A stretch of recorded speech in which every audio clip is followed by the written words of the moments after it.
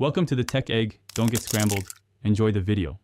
In this video, I will show you how to make a delicious carrot and lentil soup. This guide will walk you through each step, from selecting your ingredients to the final garnish. We'll focus on creating a rich, satisfying flavor that's both healthy and easy to achieve. Get ready to warm up your kitchen with this comforting recipe, perfect for a cozy evening or a nutritious lunch. Let's get cooking.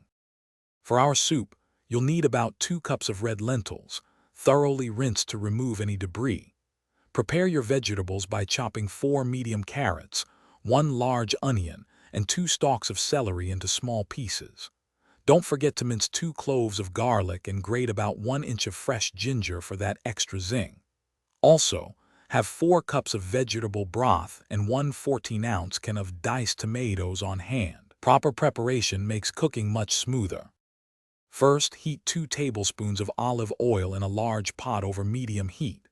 Sauté the chopped onion and celery for about 5 minutes until softened. Then, add the minced garlic and grated ginger, cooking for another minute until fragrant.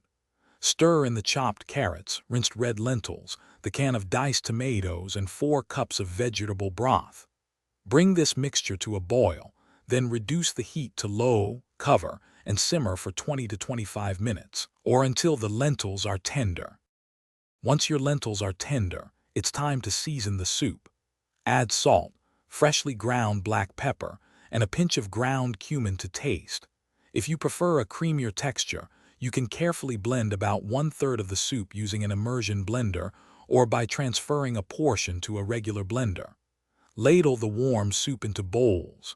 Garnish with fresh cilantro or a swirl of coconut milk for extra richness. Enjoy your comforting and nutritious homemade carrot and lentil soup. Thanks for watching. Consider subscribing if I helped unscramble your problems.